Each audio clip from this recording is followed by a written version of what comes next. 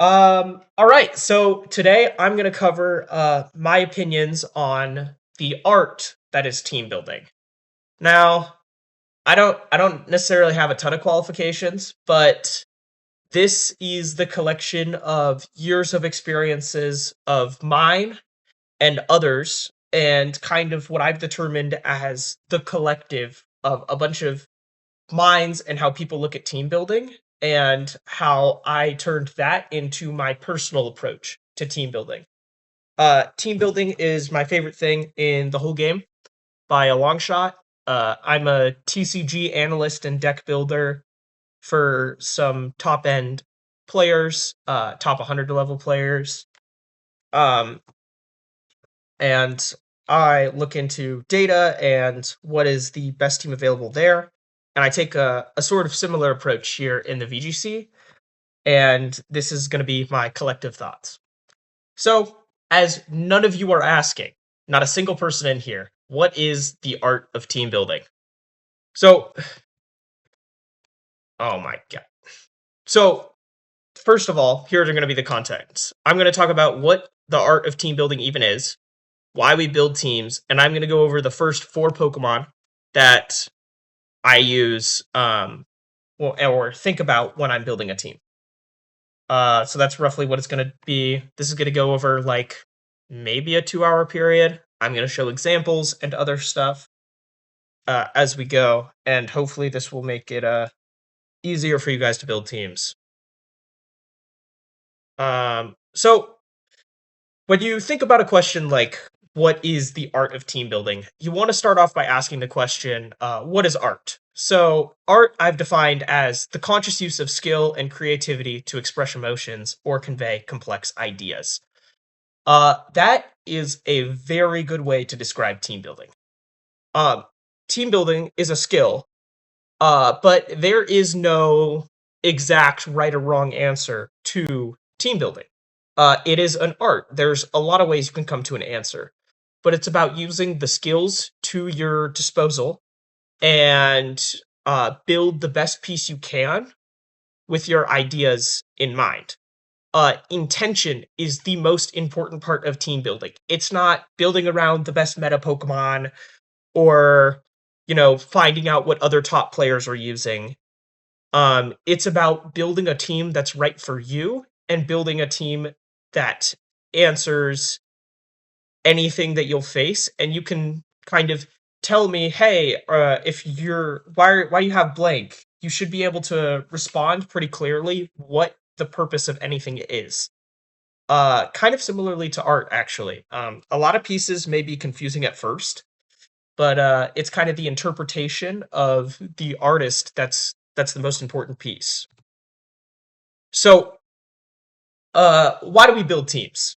Um, we build teams for some sort of purpose, and this purpose can vary. Intention can be based in just winning. Um, that's kind of general though. So you want to kind of lean more into this why do we build teams? And I'm going to lean into this why a lot. At every step of this process, you need to consider why. Why do you do anything?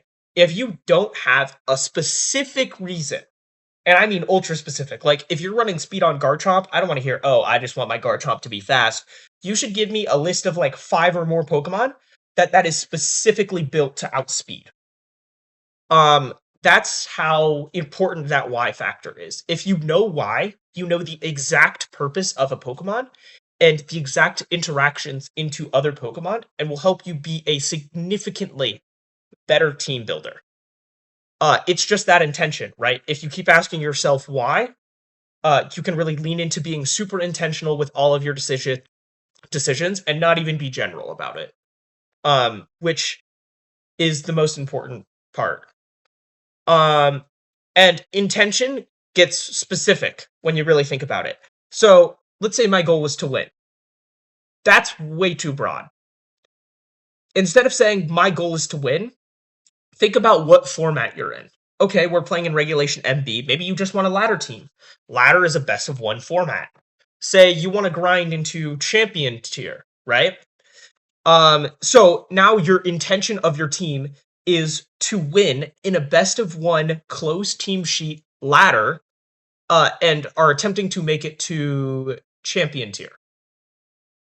That kind of approach is a way better looking at intention. And another thing that I'm going to mention while I'm here is I'm going to talk about one of my theories that I've heard a few people kind of dance around, but nobody's really expressed it. I call it the green zone. So players have tendencies. Anybody who plays the game has tendencies. That is okay. The best possible team, or if you ever wonder why when you pick up a team that like Cybertron Zhang uses, that it's just not going to be effective, it's because of two reasons. One, you don't have an intention for the team because you didn't build it. And the second thing is that team may not fall in your green zone. So a green zone is more complex than listed here, but it's a set of rule sets where you are able to be most successful with a team because you think like that team. So for me, um, and mind you, none of these make you worse at the game. If you're more defensive or offensive or freeformed or linear, if you lean any way, that doesn't mean you have less skill. It's usually just a preference. And it's important you understand that preference, because if you're trying to build a team to win, you're going to want to have a team that you're going to pilot the best with. And that doesn't necessarily mean just play Big Six. That means finding a team that sits in your green zone. Because if you find a team that sits in your green zone, you're going to have way more success. So this is my personal green zone that I have listed here. I lean to a more offensive linear style, but I like to have a little bit of a defensive backbone. So my kind of yellow zone of sorts leans into that middle of the thing because I don't do super well with hyper offense. Uh Understanding where this is for you is, in my opinion, one of the most important steps if you're not like a top 10 player. If you're a top 10 player, it doesn't matter because your green zone is basically the whole thing. But that's not even the case. Even if you look at people, the reason why Wolfie is the best with Perish Trap is because his green zone actually sits in freeform defense. So if you look at his team comps over the years, what you'll notice is there's this weirdly consistent piece of freeformed defense on like every single team that he's had massive success with. And this goes with a ton of other players. Paul Chua is so good with his balance core because that's where his green zone sits. And green zone can even sit into certain archetypes, right? So my favorite archetype and what I enjoy the most is Trick Room. And somebody has a question. What do you want to say? Can you explain what's freeform and linear? I am sorry, it's not my first Yeah, language. yeah. So freeformed is what I describe as not having a plan of attack into certain things. So, like a really popular freeform Pokemon is Incineroar. It's not necessarily linear in its way of attack. So, linear I would describe as if A, do B, because you're going down the line. It's very popular with like hyper offense teams, but you have a certain way of attacking a team that comes down to knowing your lines. But freeformed allows you to be more creative and to kind of figure it out along the way. And look at the possible outcomes and kind of try to find a win condition, and you'll play differently into every matchup. That's what Big Six is like a standard balance team, I guess, is so good at doing. It's like usually the best freeform team there is. Um, and then linear I define as the working towards a specific outcome with a equals B mindset. A lot of hyper offense teams have this. If playing a certain Pokemon, we're gonna lead these two Pokemon, and then I'm gonna click this move like Tailwind, and then I'm gonna click Heat Wave every time because that's always the best move.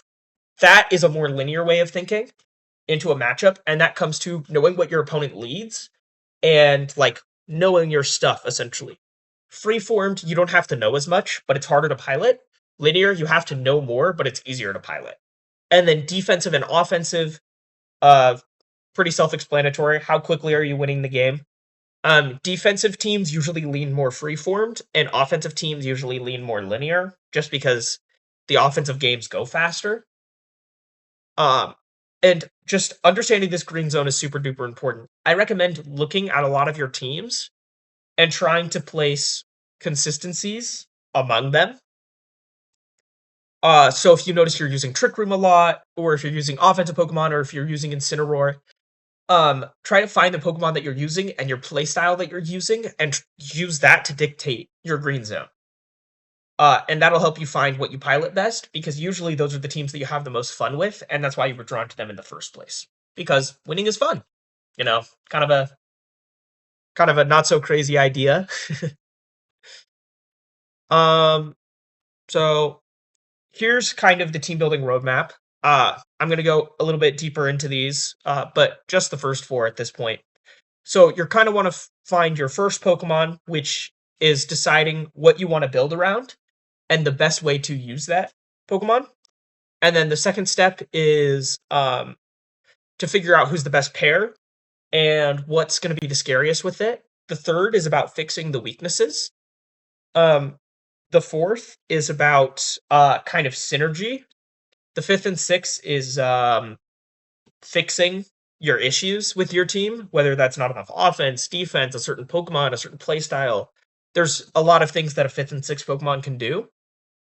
And then you're gonna keep refining the team to be better and better, and just playing it more and understanding it. Um, so we're gonna start by talking about the tools that I recommend using. So my three most important tools are Pokemon Showdown. Lets you mess around with a lot of teams, ideas, lets you test super easily and super quickly. It's the best team building website, in my opinion. If you're using this, I know there's some others that are bouncing around that help you along this process, but I don't recommend those because they're not creative. Um, the Nerd of Now calculator is what I use to calculate for VGC doubles for the regulation that we're in. And we'll use this to determine EV spreads, but there's a bunch of different options that you can do. And then third is your Stat Crusher, Pikalytics, and Limitless VGC. This is going to give you all your data. And data, we'll learn, is going to be super duper important to understanding how you want to play your team and what you want to beat and what are the percentages at the moment and all that good stuff. So we'll go into the first Pokemon. So in my opinion, there are three different ways you can start by building a team. You can either build a team meta, anti-meta, or fun. I'll start with fun because that's the easiest one to kind of explain. It's you just pick a Pokemon that you want to use. Um, this can be anything, like literally anything, whatever you want. Um, it's just about building a team that you enjoy. Around a Pokemon that you enjoy. And this can vary from meta to anti-meta to just like fucking fur-free. And you just try to make the best team around that. The second idea is this anti-meta. So it's looking deep into the meta and what meta trends there are, and attempting to find a Pokemon that beats those. So like some examples that we've seen recently is like Toxapex at NAIC. It was brought because it was a water poisoned type, and that with Wide Guard, which means it takes a really good matchup into Charizard and Floette, which, with the amount of Big Six that was floating around at the time, made that a very good anti-meta pick. It's just about finding what specifically beats this and looking at like all the Pokemon available, because it can be like really random stuff. And then I kind of define meta as you know a Pokemon is strong and you think it's the strongest Pokemon in the format. It's not an anti-meta pick. It's just looks really good. So like Mega Floette right now has like a 55% win rate in some recent online tournaments. And you're like, okay, let me figure out the best possible team to build around this Mega Floette. At high level, meta and anti-meta is going to be the most important ones because they're not really going to build a team for fun. But if you're just on ladder and you're trying to build whatever for fun, then this is going to be the best way to go about it. Um, and so in this presentation, I'm going to be talking mostly about meta and anti-meta Pokemon. Because fun will be self-explanatory along the way. It's still going to be the same stuff.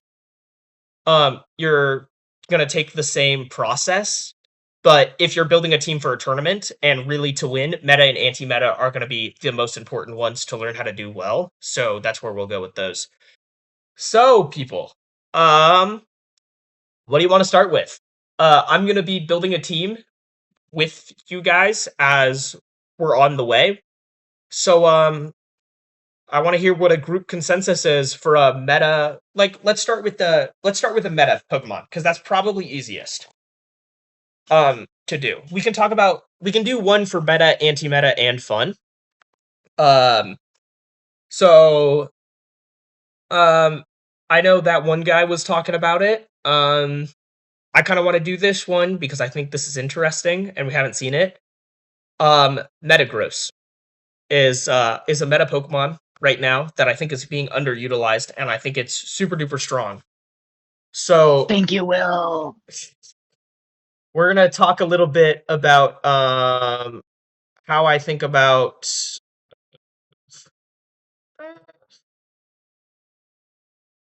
a little bit about how I think building around a meta Pokemon works.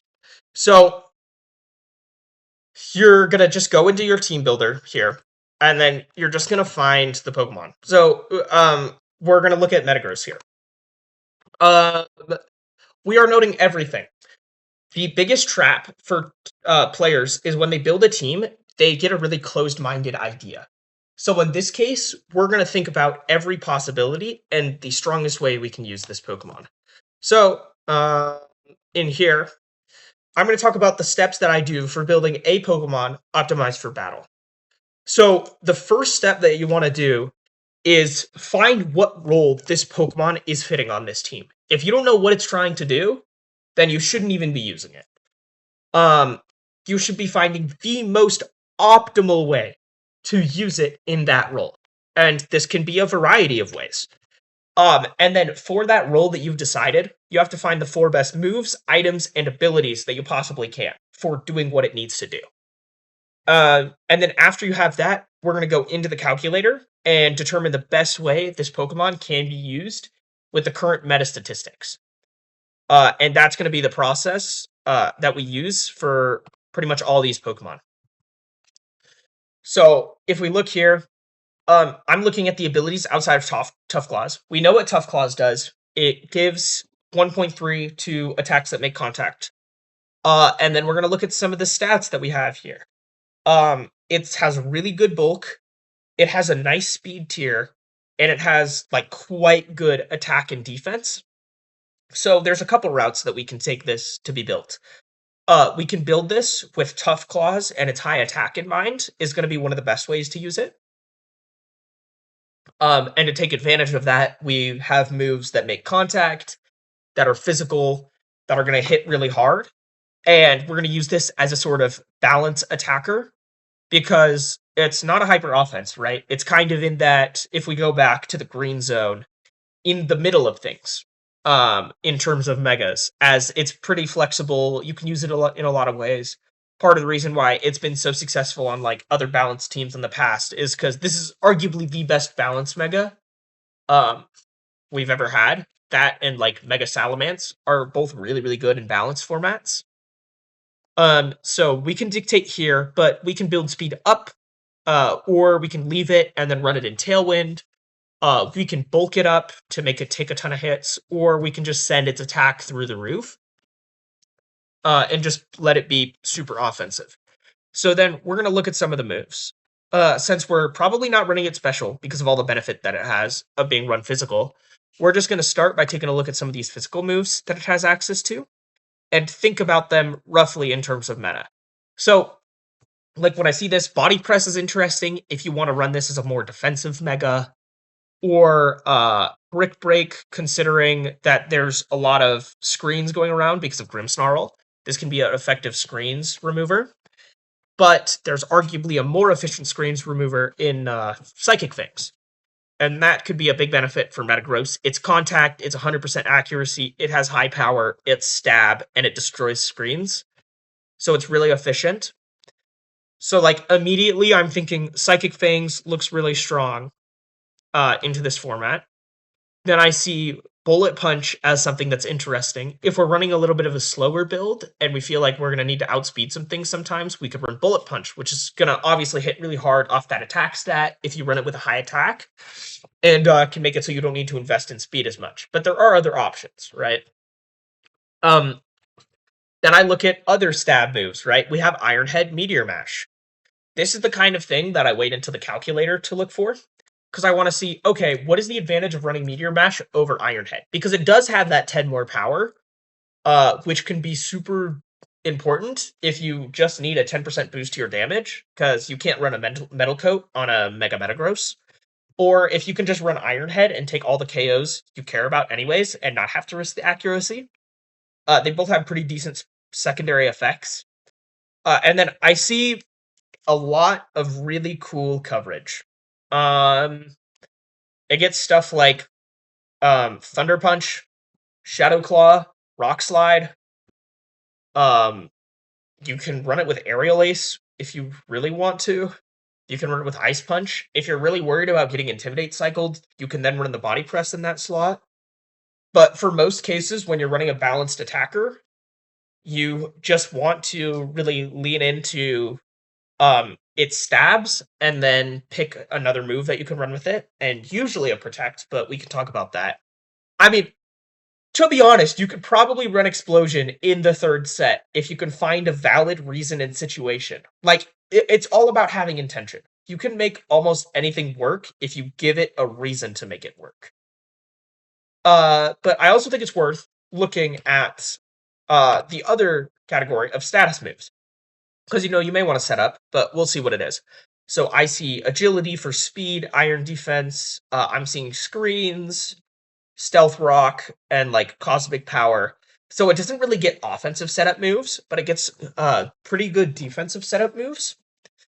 So if you wanted to run this thing really, really defensively, what you could do is you could even pull out an Iron Defense Body Press Metagross set, where you don't even use its attack stat, and you just lean into the body press of it and its bulk. I think there are usually better options and stuff like Aggron, but if you want a faster version of like an Aggron or a Mega Steelix, a Body Press Iron Defense Metagross is a valid set.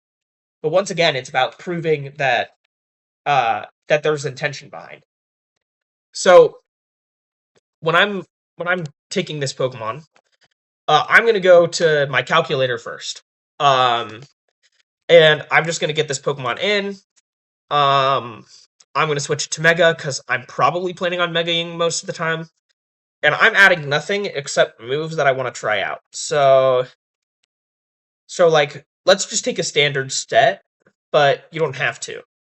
Like in Psychic Fangs, Iron Head, Protect, and then we'll leave that there for a coverage move. This is a really general way of doing it, but there's a lot of things that you can mess around with. Then I'm going to jump to a Stat Crusher, a Limitless, a Pikalytics. These are all good. And then I'm going to look at the top Pokemon right now. So, like, I'm going to start with using Pikalytics. So, Garchomp has a high win rate and a high usage. And I'm going to look at its moves and some common EV spreads. So, Jolly and what's probably max attack is going to be common, presumably with just kind of a standard set, right? So if we look at Garchomp, we can just take this preset because at the moment, especially if you're building this team for ladder, you can just use it against some like common stuff. So I'm just gonna put Life Orb 32, 32, 2 because 32, 32, 2 is really common on ladder. I recommend using Stat Crusher if you're planning on going floor tournaments because it gives you breakdowns here. So like this is limitless, and it gives you all of the EV spreads broke down, so you can choose what percentage of Pokemon that you want to outspeed, and kind of see what's going on. But I mean, if you can't tell by this, there's some pretty common sets. There's 23% are running Jolly max speed, so we can kind of just assume here that we're gonna see this with Life Orb and Jolly and high speed. So then we're gonna take some notes of some stuff, right? High speed, and good attack, and that Life Orb damage. We're gonna look up here. Earthquake isn't necessarily killing. What I like to do is you just want it to beat as many things as you can, by itself. So I'm gonna start by leaning into its speed because speed is the most important set. I see that with this, I can't run it to outspeed Garchomp. So I'm going to flip this here into Jolly so that I get the plus speed nature, and that takes me to 178. I'm just going to drop it out to just barely underspeed it at 170. And then, because neither Psychic Fangs or Iron Head has any chance to KO, I'm going to try Ice Punch on this, because I know it gets Ice Punch, and without any investment, I know that kills Garchomp. So that's an effective way of dealing with the Garchomp without any investment needed. So then I'm going to go on to the next Pokemon, like a Sinistcha of sorts. And then I'm going to look into this Pokemon, and then I'm going to see where the damage sits. So the odds that you're going to have a move that's going to be able to kill it is low, because Ice Punch, isn't going to kill because this Pokemon is super duper bulky. So I would just try to make sure that at least your Psychic Fangs comes in range of, or at least having a move that's guaranteed to two-shot it, right? So now this Ice Punch will always two-shot the Sinistcha no matter what happens. You might want to invest more if you're worried about Matcha Gotcha game. And that depends. And you can also just use this. This is a great way to save your stuff. So now I'm going to look at the next Pokemon and see how it is. Basculegion. Okay. Basculegion. How much damage do I do to Basculegion? I'm going to assume... Let's assume Mystic Water, because Scarf has kind of been dropping off in popularity for Basculegion. So we're already outspeeding it. And damage-wise, we're doing a good bit, but they don't hit us very hard. So something you want to look into in this case is maybe how many does it take to live a Last Respects. So 1, you're guaranteed to live if it's killed once and is at 100 power. But 150 power, you don't live. So if you care to live this, you can try to invest out of it, though I'm seeing out of this that it's not really going to be possible. And I'm looking at this 18, so I'm going to bump this up, and that's not possible either.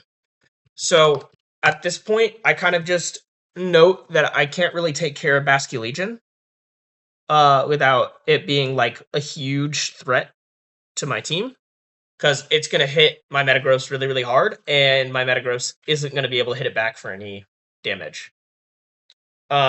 If you wanted to try something else, instead of Ice Punch for Garchomp, you could try running like a Thunder Punch and get a stab here. So that's 80 to 95. You can bump this up, but what we learn is this 86 to 102 is not enough, so you would need to flip this to Adamant. And if you're flipping this to Adamant, you are giving up your ability to beat Garchomp. So you can note that. You can choose, okay, what do I want my Metagross to be beating? And you can come back to that slot, right? But it's really thinking about, okay, what does this Pokemon want to beat? And then I'm going to take this down the whole line, and like everything you're building for. So like I'm just going to keep my Garchomp beating set, because that's what I like the most out of this. And then you just go down the line, right? See, how does this thing answer against Whimsicott and King Gambit and Staraptor and all these Pokemon? Checking those damage amounts. I could do this more, but I don't want to eat up all of the time.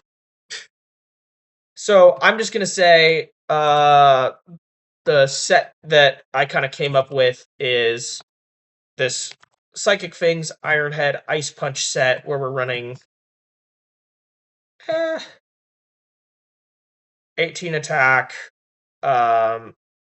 23 speed, Jolly, 25 speed, and then we invested the rest in HP. Usually, if you don't have anything better to do with your EVs, invest it into HP. The bulkier Pokemon, the better.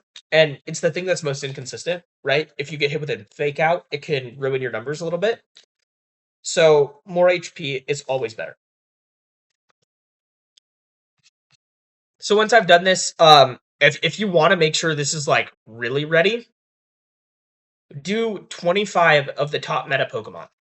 And you can do this based on Pikalytics or based on the in-game ladder system. Since you're building for ladder, that's probably better. But you use that and then mark like changes that you can make for a Pokemon and then choose one to beat and then go from there. So like I could build this Metagross to be more efficient into the Basculegion matchup, or I can build it to be more efficient into the Garchomp matchup. And I chose the Garchomp version, so I'm just going to note that Basculegion is an issue, but you can do the vice versa, right? From here. So then that's how I kind of build my first Pokemon.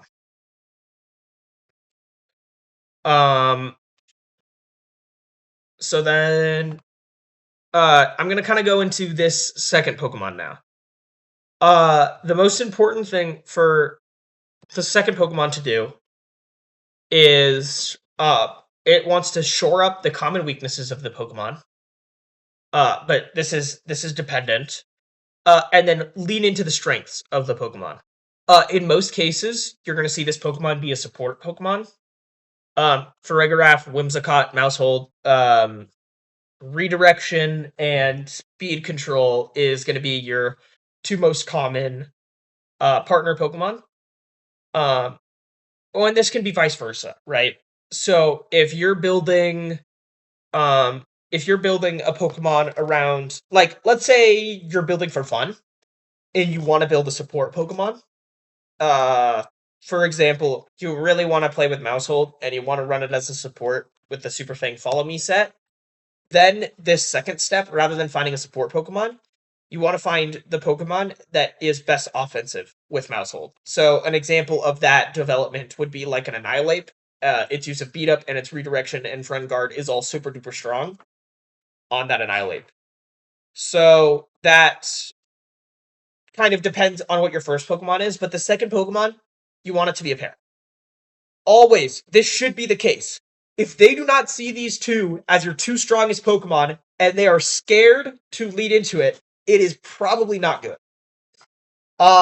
It should be apparent to the opponent what you're doing. Because if it's not apparent to your opponent, then that doesn't really, work. So, there's a few different routes you can take with this. But let's say I'm at the point where I have this, and a lot of the Pokemon that I'm dealing with as an issue are these kind of offensive ghost types, like this Basculegion and its ability to click Last Respects. Or you just want to lean into the Pokemon as a whole. And there's a lot of ways to come to this conclusion. Like Grimmsnarl is a good answer here. But the answer that I'm going to go for on this team is I'm going to go ahead and put Mousehold on it. The reason I'm coming to the conclusion of Mousehold is because Metagross has that huge weakness to ghost types. Mousehold is completely immune, and it can redirect it, so it can force the Last Respects into the Mousehold or force a Wave Crash to be clicked, which can be really, really efficient. And Metagross is really good at hitting things for 50 some odd damage. So Super Fang can be super duper strong with the mouse hold. So when I'm thinking about these, I'm thinking Follow Me looks really good. Super Fang looks really good on this mouse hold. And then I'm going to look at a couple other things that you could probably run. This becomes kind of dependent, but at the moment, what you're trying to do is come up with the most effective way to use mouse hold specifically with Metagross. You're going to ignore everything else. And like it has really good offensive and defensive synergy, as Metagross is a neutral Pokemon. It has high bulk and it has high offense. Mousehold has Friend Guard for that bulk, Follow Me for that bulk, but also Super Fang for that high attack and to take knockouts, which can let it be, super strong. So some moves that I'm looking at, just looking at this list, at least at the moment, is you could run Helping Hand, though I think Super Fang on Mousehold is better than Helping Hand because of where you hit a lot of your damage marks. You could look at something like Mudstrot for the speed drop, but I wouldn't worry about that too much. You could look at some things like Charm to kind of slow stuff down. But what really kind of interests me, I guess, would be Taunt as an ability to stop Trick Room or other shenanigans from coming up and really just, let it do its thing. Or something like Encore to be super, super pressured into things that click Protect. Or you could even run Feint into this, because a lot of the times that you're going to be fighting Pokemon, they're going to try to protect around it. And a good way to beat kind of that balance set is going to be with that Feint, because that just lets you, KO things. So when I think about the things that I was struggling into, I think about Basculegion. This helps it substantially. And then you can kind of be open on this. I'm going to flip over to just this right now. Because you want to be able to use Super Fang before you attack, I'm going to invest in speed enough to outspeed Metagross by 1. So that means I know I'm going to be leaning into Jolly. And then I'm going to drop just to outspeed it by 1. If there's anything else you need to run, you can do that. But then, since I know I don't want to run it super offensively, let's say my conclusion was, I want to. It's kind of like one protect punish. So let's say I go Feint instead of Encore, and then I go Taunt as the set, and I just run no protect. Yeah, invest it to 171 because you want to outspeed the 170, so that you get the Super Fang and the Feint off before the Metagross comes in. This can be super pressuring. They can't feel good protecting. They can't feel good setting screens up because of Psychic Fangs. There's a lot of offensive and defensive pressure put on this. So with this, we know that Mousehold wants to live for as long as possible. And since it is attacking, I'm not that worried about Mental Herb onto a Mousehold. So you kind of have two options. You can either go Choppleberry, or you can go Citrus. To start with this Mousehold, since I know it likes to take 1 hit, but it doesn't love taking 2, I'm going to go Choppleberry on this example. And since I don't care about my offenses, I'm going to invest purely into HP. And then I would once again go into the calculator. So, like, let's say I'm looking at Basculegion, and I am now adding this Mousehold with this set. So this is just a basic Choppleberry support. But I'm going to drop its speed stat to the 171, and then I have that max, and then it's Jolly, and it's Choppleberry, and this is running actually the exact same set. So it kind of agrees. So Wave Crash is doing 87 to 103.3. I want to guarantee that I live that from the Mystic Water set, which has been running around. So I'm going to invest 6 into the defense, which lets it live that Wave Crash guaranteed. And then let's say I look down and there's something that I can invest special defense into to guarantee I live that. So then that's how I would come into this set. Once again, I don't want to lean into looking at the development of like the entire 25, but you want to go down the line, find the 25 Pokemon, and lead it in there. So then I'm going to take those two Pokemon and I'm going to run down the list of 25 meta Pokemon and can those two win a 2-on-1 against these Pokemon. So right now, we know this beats Garchomp. This would beat Sinistra. They can't click Shadow Ball into it because of the Follow Me if they have it, and Machagacha isn't going to do that much, especially with Friend Guard. Helps beat Basky Legion. Um, the Whimsicott can be beat if you're going Taunt into the Whimsicott, and then it can't do much outside of Moonblast, and Moonblast doesn't really pressure. King Gambit could be a struggle here, right? But so if I look at King Gambit's stuff and the Black Glasses offense, nice is the fact that Mousehold does take a hit from a Kowtow Cleave. But then if we look at this, we're not really hitting King Gambit hard at all. So even with those two, we will still lose most likely a match to King Gambit because it's just going to hit the Metagross so hard. Oh wait, I got to invest this into the HP. Just quick tip, remember to save, guys. That this helps a lot, and then you don't get stuck with the same bad sets that they were running before. But you know, I'm not very smart.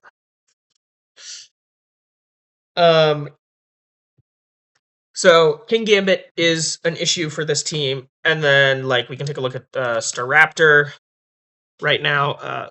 Staraptor doesn't have an official set, but we can just assume that they're running high speed and high attack because that's what almost all of them are running right now. And then maybe they're running like an adamant set. This is where it's good actually. I'll use this now. You can use Stat Crusher for this actually. So I'm gonna scroll. This is regulation M. Oh, Stat Crusher doesn't have MB. Don't listen to me. I am lying and I am deceiving. So we're gonna go to Staraptor here. And then when I'm seeing this, Jolly seems to be the most common of the sets. So I'm gonna make this Jolly set, and I'm just gonna assume the dumb 32, 32, 22. And that gives us a speed stat of 178, which is interesting.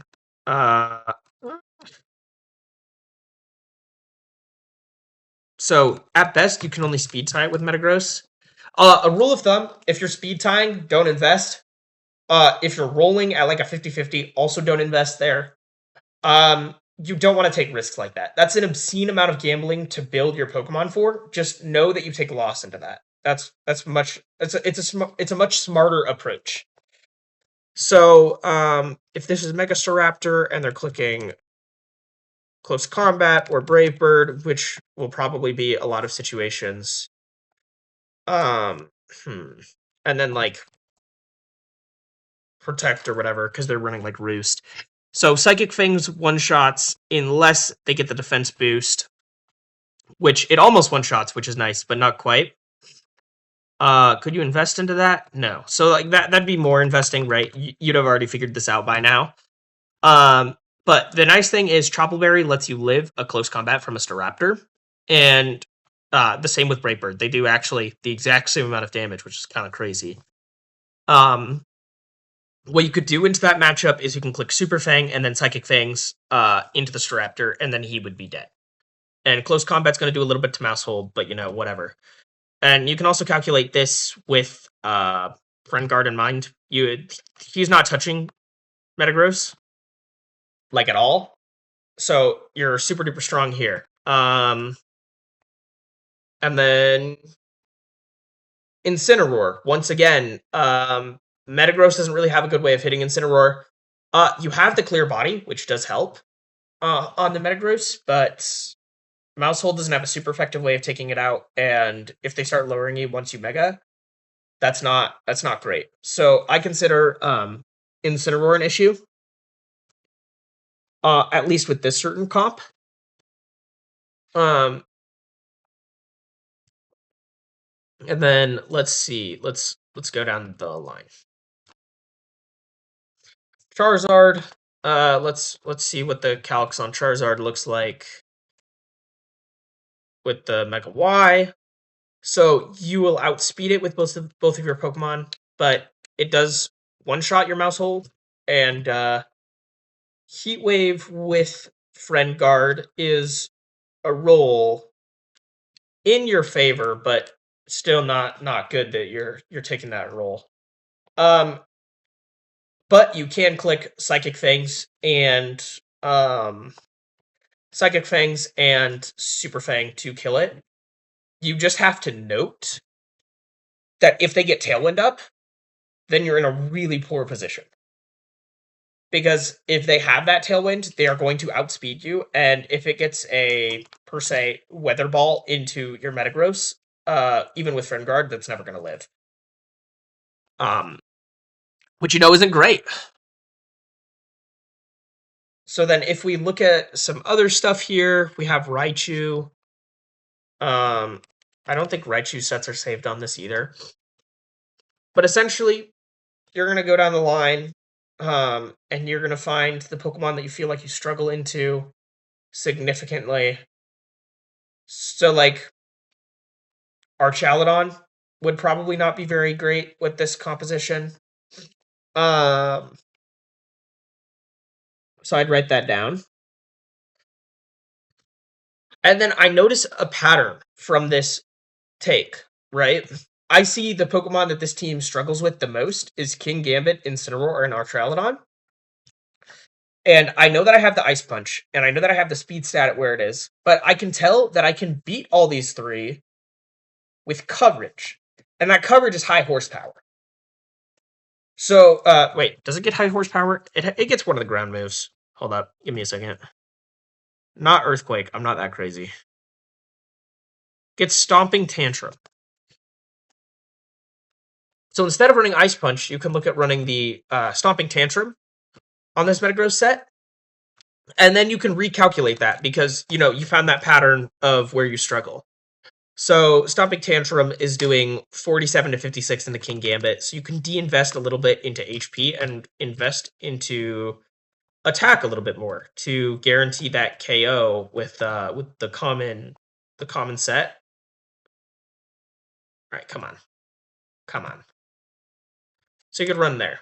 I'd argue that's not even worth it because you're gonna be at that with that. So one of the things that I'd say, if you have to overinvest to secure a 4.7% chance to not get the KO, just you're doing too much. And we know the Kowtow Cleave doesn't kill, so that'll work as a counter there.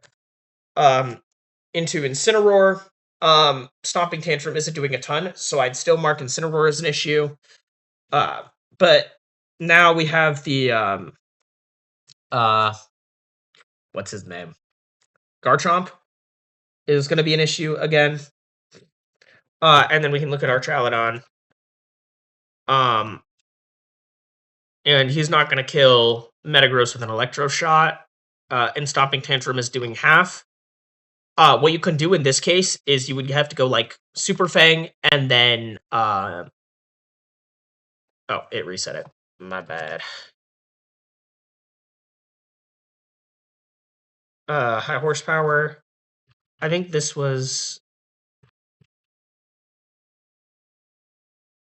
You go high horsepower, you do 59 to 71. So then you can calc it with a Super Fang in mind, so he'd be at like 50%. And then you give him the +1 defense that he would get from that Super Fang. And then you're doing 39 to 47. So you would never actually kill the Archaludon from this situation, but you would do a hell of a lot of damage to it, which would put it in range of an anything after that, because... Hey, Will, Yeah, you put high horsepower instead of Stomping Tantrum again. they're like the same move. So you're doing... You're doing, at worst, 32. Blue, purple. And then if you, in that next turn, Super Fanged, because they can't Electroshot anything to kill, because Mousehold always lives, because he's just goated like that. Wait, those do the same. Wait, what's the difference between the two? The difference between Stomping Tantrum and High Horsepower? Other than, like, the missing thing? Like, they do like almost the same. What's 75 to 95. High horsepower is way better. Oh, right. Okay. Then you could take him down to 16, and then at this point he'd have +3, and then Stomping Tantrum would get the kill. So, is it All right. uncomfortable? Yes, but you can deal with Archaludon on a one-on-one basis, but that's like a half note, right? Because you kind of want something else that can touch it, because if these are your only two Pokemon that can touch Archaludon, that in a good positioning would be very scary. And now you hit the Raichu for more damage, so this overall looks like a better answer. Maybe we can look at Swampert as an issue for this team. I think he gets Wave Crash and Earthquake, I think, is the common set right now. So, Metagross is really bulky. Wait, never mind. I lied. But he is still very bulky, to where if you have the Friend Guard, you're taking not even 50% from an Earthquake from a not invested Swampert, which, means a whole lot. But you're eating that hit pretty well. And you do 50 to 60 with Psychic Fangs, which means all you need is that Super Fang, and then the Swampert is dead. That's why that Super Fang is such a huge deal in this, because your Metagross, with the 23 attack, is sitting at around 50% into everyone doing pretty good damage. Your best move is doing like 50%. So the Super Fang is a huge deal in giving you that marker. You probably kill Sylveon. Opposing Metagrosses, you're going to be clicking Stomping Tantrum into. It's probably a good idea to see if they're running like Jolly or whatnot, because a high percentage are running. It looks like Adamant and Metagross, so you know you're going to be faster than an average Metagross, and you're going to be hitting it with Stomping Tantrum and Super Fang, and you're probably going to be killing it from there. So then I would take this down the whole line once again.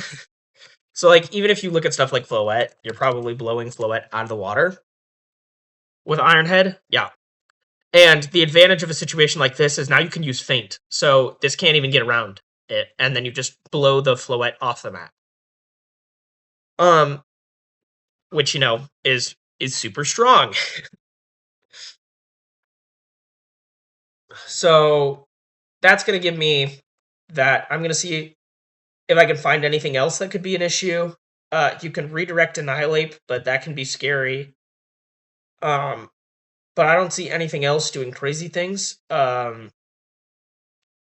It's just you have to be really good about follow me redirection and timing that right. Because if you mistime it, then you put yourself in a really scary position.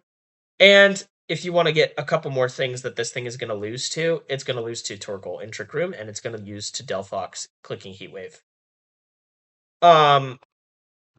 Which, sucks. So I would note those down as like Delphox and Torkoal, and even in a certain situations, like, I don't know, yeah, Delphox and Torkoal though, but like maybe even Talonflame. So we're gonna say that this is built. Now we have the Pokemon that are problem Pokemon. If this problem Pokemon list exceeds like 7 or 8, your team is probably not good enough. That Pokemon did not help you answer enough things to where it's going to struggle, because you can't even bring it to most matches, because in a 2-on-1, it's losing 8 out of like 30 times, which is not good, like at all. That's awful. It's pretty horrendous. Actually, I just realized that Mousehold and Metagross can still kill Garchomp if you keep the speed tier, because you can Psychic Fangs, and then you can Super Fang it to kill it. So note that. Less of a problem, but the biggest problems stem with fire types. Fire types, and if they get speed control, there's quite a few things that can be scary. So then you're going to look at a third set here. Your third Pokemon, if we look here, is the Fixer. Be creative with your Fixer. this is where a lot of juice comes from. Figure out the Pokemon that your Pokemon can't beat, and figure out what the best Pokemon to beat it is. This is where your team's creativity should come from. If you watched Wolfie's run with Mega Steelix, as someone who built a similar team, Mega Steelix was their fixer. So it's really, really important that you find this fixer, because it's going to make your team cooler, and it's going to make your team a hell of a lot better. Anything can work. This is where you really just have to be open-minded. Like, look at all 250 Pokemon. Maybe it'll be meta, but maybe not. And it's kind of finding where that's going to be. Cousin Mouse, and also I would just note, somebody mentioned this in chat. This team doesn't really have a way that hits ghost types very well. It just has a way to stop ghost types with Follow Me. So if you're dealing with something like, I don't know, something that can hit Mousehold and Metagross, that's a ghost type, that can be scary. So on this Pokemon that we're looking for, we want to note that the Pokemon might want to have a Dark type move, because we want to be able to beat those ghost types and just extra disincentive against ghost types and just more pressure. It needs to be able to beat dark types. Well, it needs a dark type move. It needs a way to beat fire Pokemon. And it needs to be, and arguably it needs to be special, because you want an extra way to hit Archaludon, and you're dealing with a physical attacker on Metagross. And you want your fixer to be kind of like the opposite of a Metagross.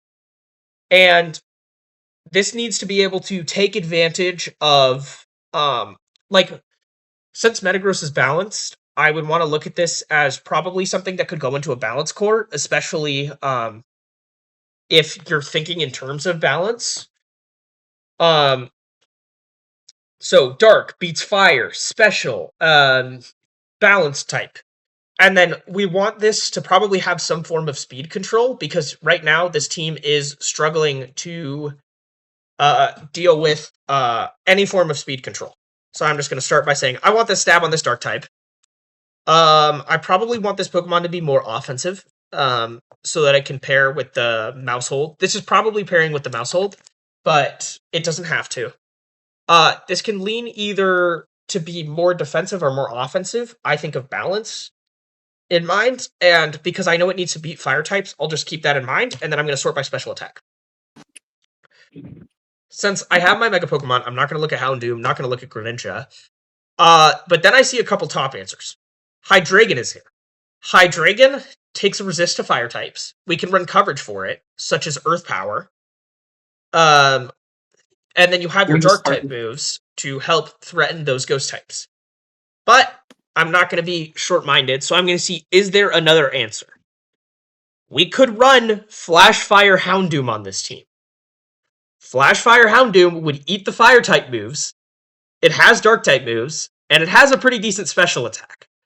So that's where it comes down to, I would note both of these. So I'm going to note Hydreigon. I'm going to note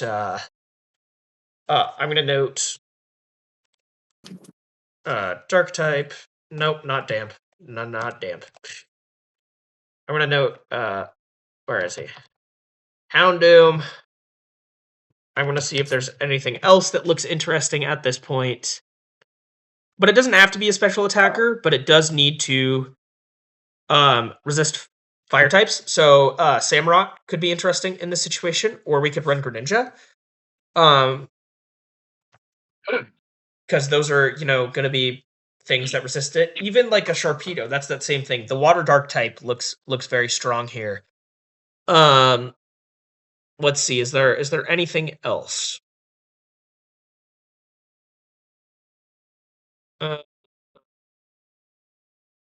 You could run Incineroar on this team. It does help you with it can help against other Garchomps, and it eats fire type attacks, and it has Parting Shot and Fake Out. So that's something that can be thought of. And then I would say that's kind of your base, right? So you're kind of looking at possibly Hydreigon, possibly possibly Houndoom. Though at this point, I'm gonna eliminate Houndoom because it has a weakness to ground, and Metagross also has a weakness to ground. So I don't think it's very strong. I don't like how hyper offensive Greninja is. And so I kind of come to a conclusion of a few Pokemon. So the Pokemon that I really think is available is Sharpedo on this team could be used. It has speed boost for some form of speed control. You could run Samurott, or I think right now where I'm leaning is Hydreigon. And that's what I'm sitting at. Samurott and Hydreigon are common Scarf users, and Sharpedo has that boost to its speed with speed boost. And then at this point, I would just look at its ability to counter the big things. One of the primary issues is that water in drought doesn't do that much.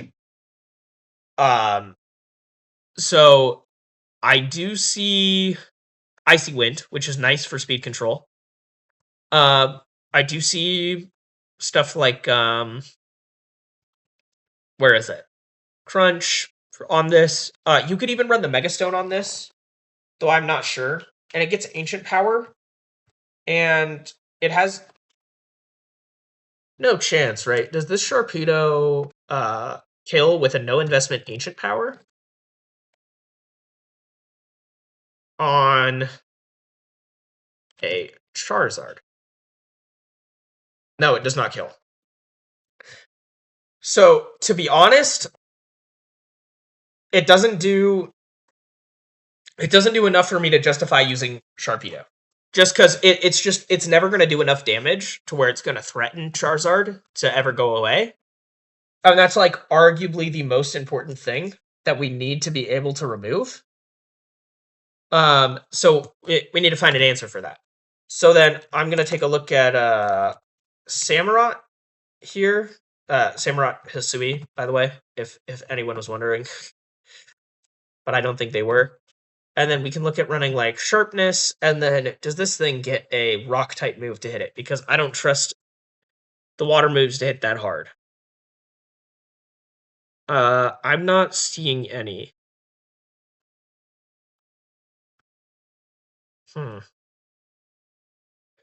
And I would be surprised to learn that what does it get? It's Aqua Cutter. Yeah, Aqua Cutter doesn't kill in Sun. So I'm gonna eliminate that, and then I'm gonna look at Hydreigon. And you could run like a Scarf set, right? To get that extra speed control. And then we can look into Hydreigon a little bit. Its speed stat allows it to be really, really fast with a Choice Scarf. We can run it specially to pressure a lot of things. So we can look at Dark type moves. You have access to Dark Pulse and Snarl. I'm going to start by adding Dark Pulse. You could put a Snarl on this. And then we can look to see if it gets any specific coverage. You could run from here Draco Meteor. You are locked into it, but it is a nuclear option. And Draco Meteor is doing the most we've seen to Charizard so far, which is 70 to 80%, which is just a crazy amount of damage. And then if I'm struggling with Delphox, I can hit Delphox with that. Or Incineroar, it doesn't lose to Intimidate. Archaludon, I can hit specially, and with Draco Meteor to just blow it away. Well, not entirely blow it away, but you get my point. And then if I look at the other problems, I see Garchomp with the speed stat on this Hydreigon, as long as they're not running Scarf, which has fallen out of favor, in my opinion.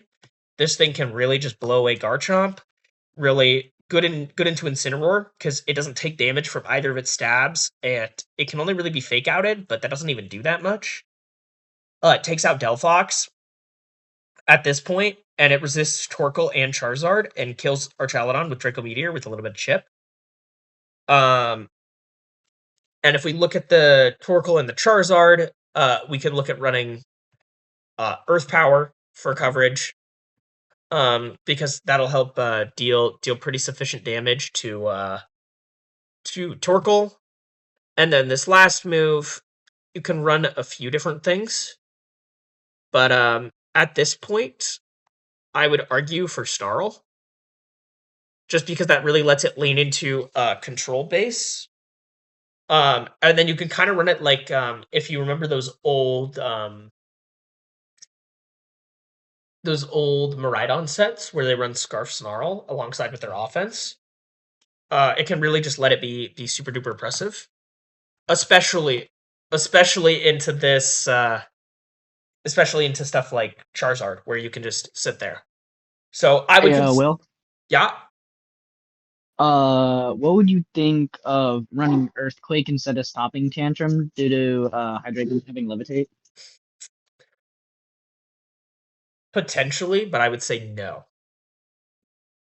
Unless you would that kill Mousehold accidentally or something like that? It would do too much damage to Mousehold.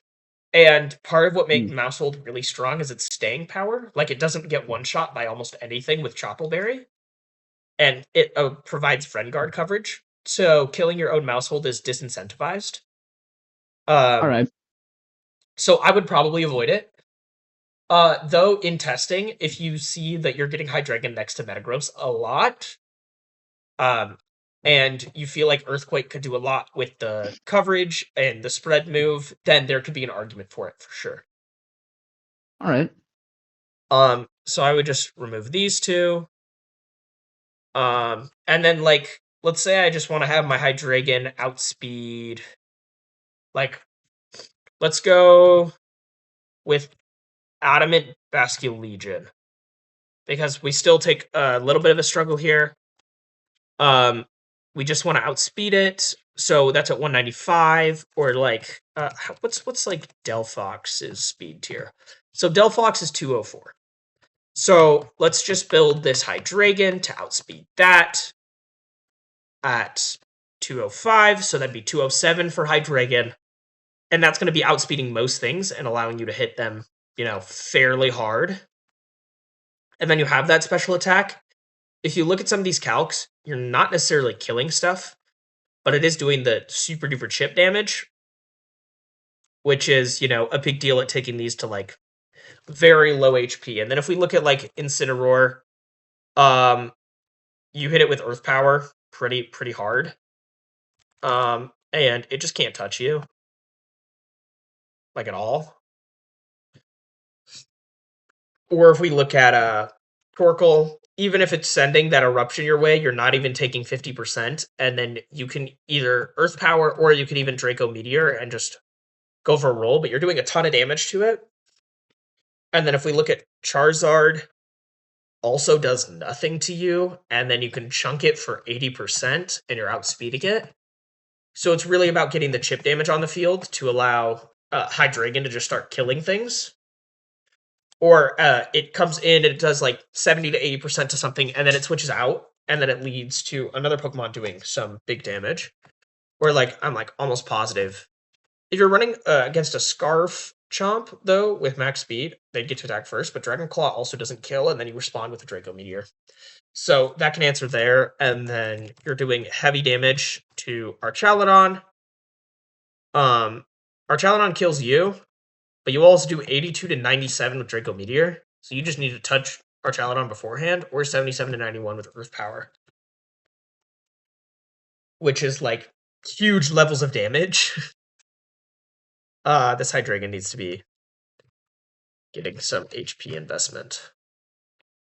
So that gives it a little bit of bulk and moves like Snarl that it can click into some things, but then also hits a lot of things for variably 60 to 90%.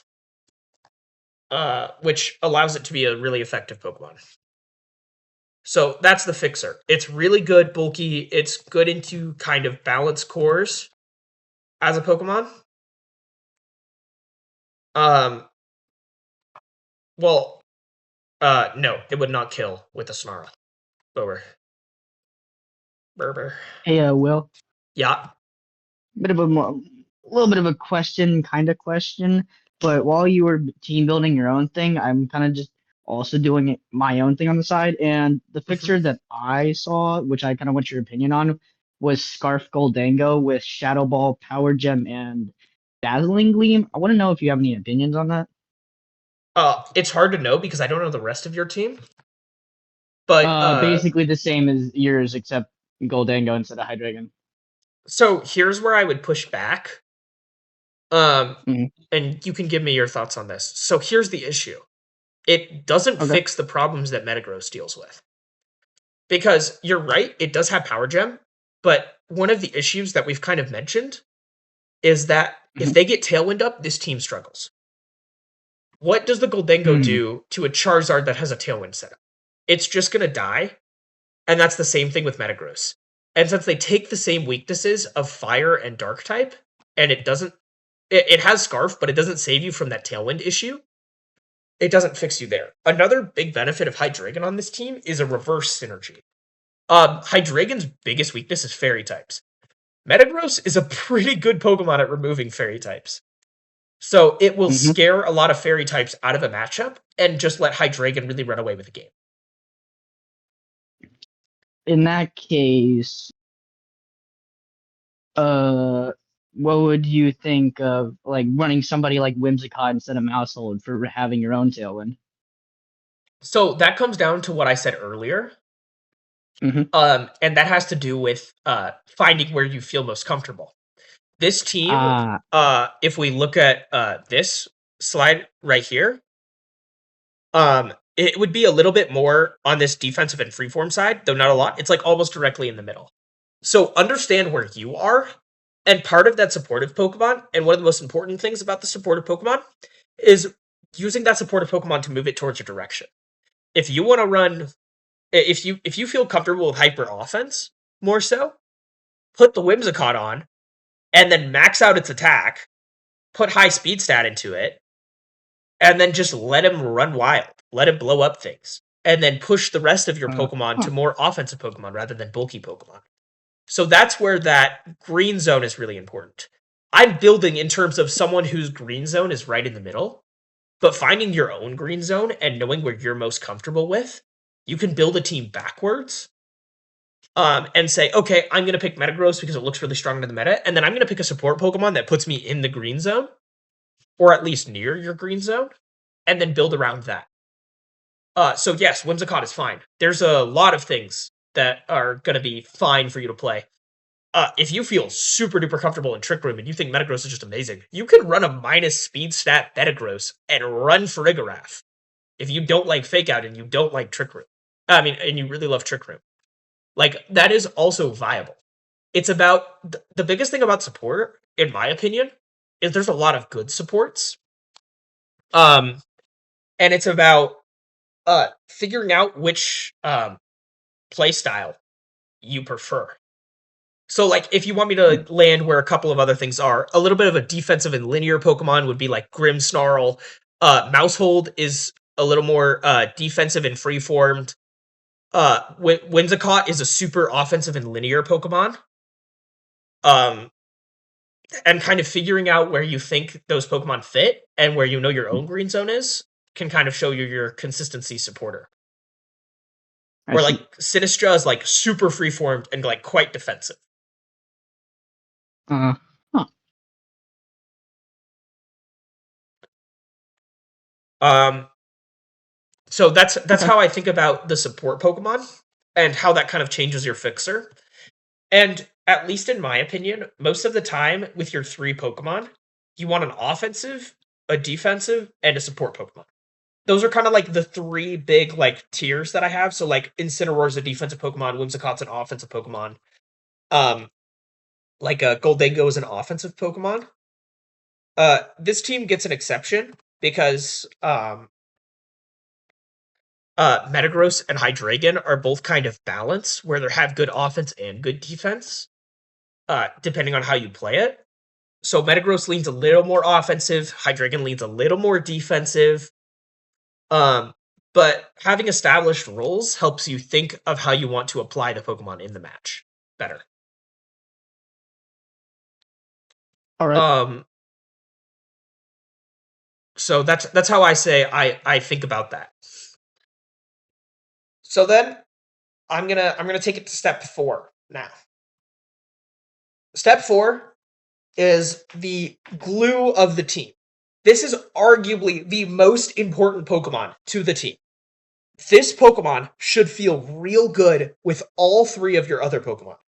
It should feel good next to Metagross, it should feel good next to Mousehold, and it should feel good next to Hydreigon.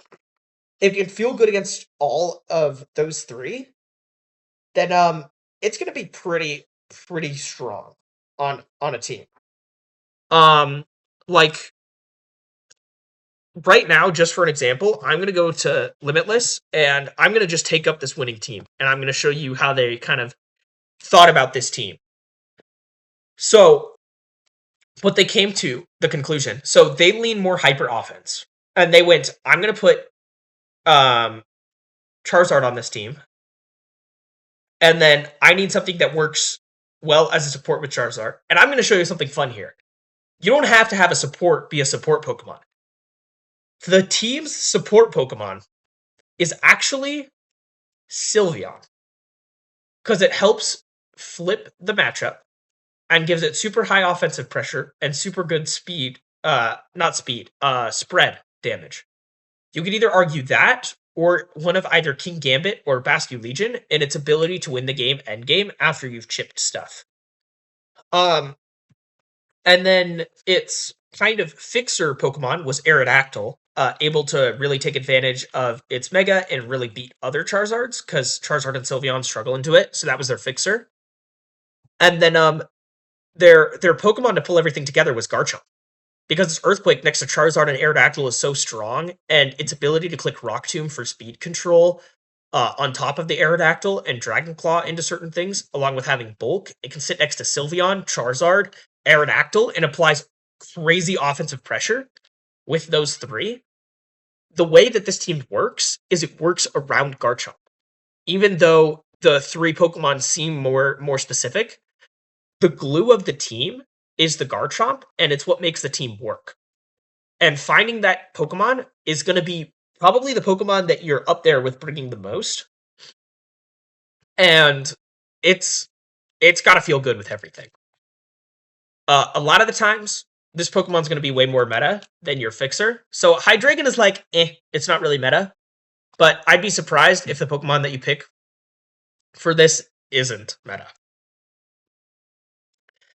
So, since I have 2 kind of more bulky things and I have a support, my glue that I want should either have speed control or it should have high offenses, or honestly, high defenses works as well. If I wanted to build a team, so a big help to this Pokemon that puts everything together is also lean you into that spot.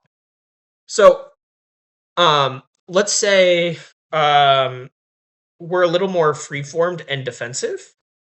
You could put like an Incineroar in this spot, and then that can be sat next to Metagross and Hydreigon. Maybe not super next to Mousehold, but you get what I'm saying. It's kind of just figuring out what feels comfortable next to it. If I'm looking at combos right now, I'm looking at Whimsicott and Charizard being an issue, and I want to find something that can maybe deal with the combo of the 2. So I'm just gonna scroll and see what like fits a good. I'm probably thinking speed control, to be honest, since I don't have speed control on Hydreigon either. I'm gonna look at maybe some Tailwind users, because this team probably does better going fast than going slow. And I'm just gonna take a look.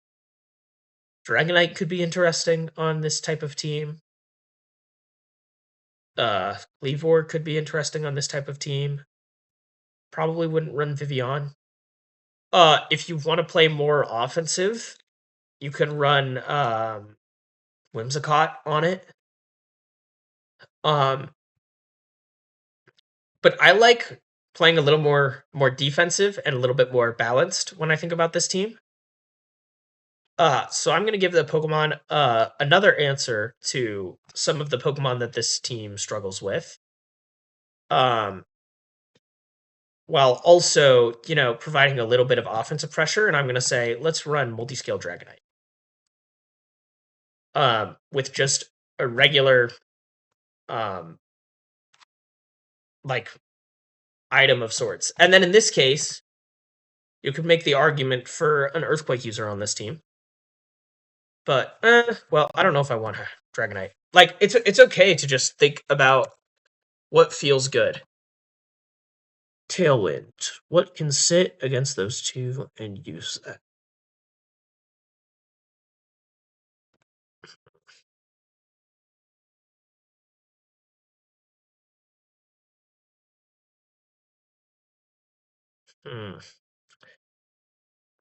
To be honest, I'm not entirely sure what a good pull together Pokemon would be on this team. So just want to start thinking about all right, so stomping, and then we're like that. I think it was like 23-18.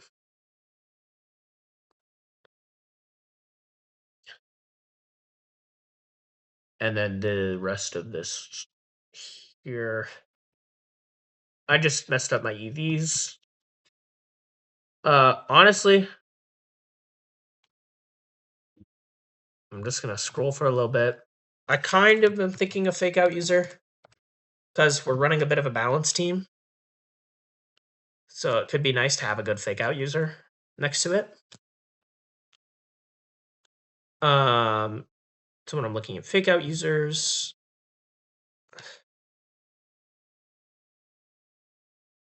I see lots of Pokemon.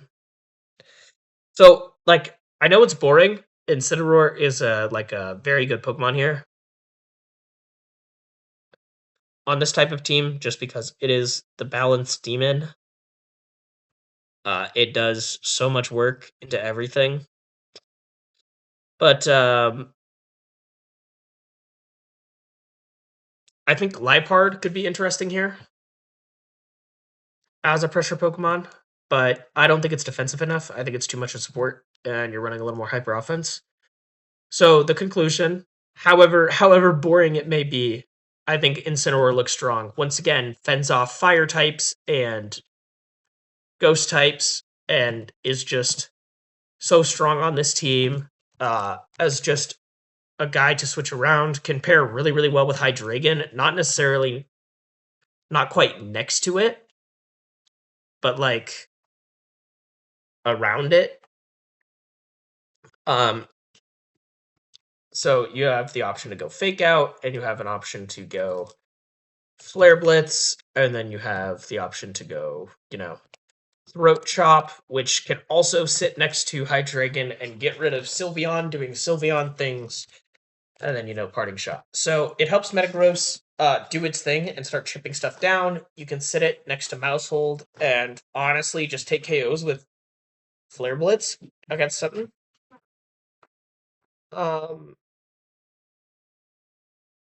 And you can do a lot. Let's see. Or Darkest Lariat, potentially. I like Throat Chop more on this team because it stops Sylveon. Or it could run either or. To be honest, it's pretty even on this team. Maybe we'll go Darkest Lariat. And then I don't have any specific KOs I want to take with this. I would just want it to be a little bit more defensive, so we can say we're leaning into HP. And then I like giving a 5 speed stat to Incineroar to speed creep some things. But this does maintain the same issue of this team does not have standard speed control. which is an issue that could be the case, or maybe not. Not sure. But it means Incineroar is good as Intimidate. Hydreigon has Snarl. Mousehold has Friend Guard, which can allow your team to play super defensive. Or you can play a more offensive, fast style where you're going Fake Out. Though something that I would... Actually, we're not... My only issue with this is this team doesn't have a lot of Protect users. So maybe not. But like, this is the process that you want to go over, is you want to consistently be thinking of what are some other options that I can do, or how can I think about this matchup differently, or pair it with. So there could be other options. Always, there's always other options that have potential. But I think I would probably lean towards Incineroar on this team. We could just try this, and then I run the 5 to speed creep things. And then we're gonna bulk it up a little bit. We're gonna give it a little bit more, I don't know, special defensive help, I guess. Don't do what I'm doing. Don't do what I'm doing. I'm not thinking. Go into the calculator, do thinking. That's way better. A good one to note is like, but he's gone now. This is annoying that it doesn't have the things preset on it. Augusta Raptor, close combat. So maybe we run not bold. Impish. I don't know if this is living though. So I think we just accept that it doesn't live and run something like this. Maybe you go like that. And then careful on it. So maybe we can say that that's like the basis of the team that we might rock with. So you have to bring 6 Pokemon. The next thing that I like to do is literally run with these 4. Hey, Will, Yeah. if you don't mind me asking, I got another question. Mhm. So as you already know, I was like thinking of having a 3 of like Metagross, Wims, and then Goldango, and I'm having a bit of a hard time finding a Fixermon, and I was considering Sinistra. Could I get your opinion on that? Is this a fixer Pokemon or is this a glue Pokemon? I'm mostly thinking about the fact that why would I really put Sinistra next to Whimsicott? And that's just kind of throwing me off a little bit.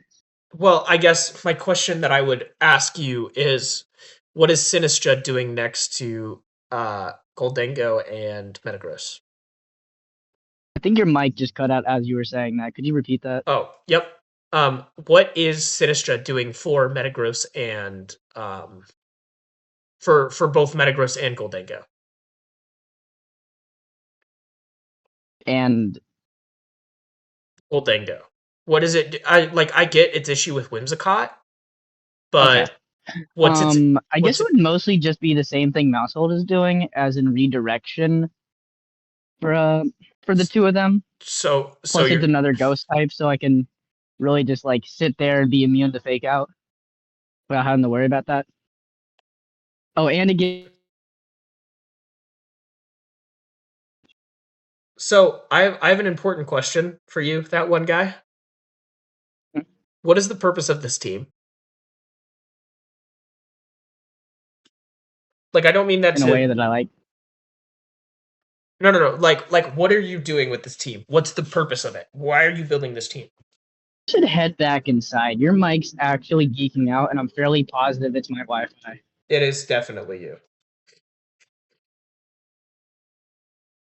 Sorry, a storm just came over, so I bet everything's probably cloudy out there.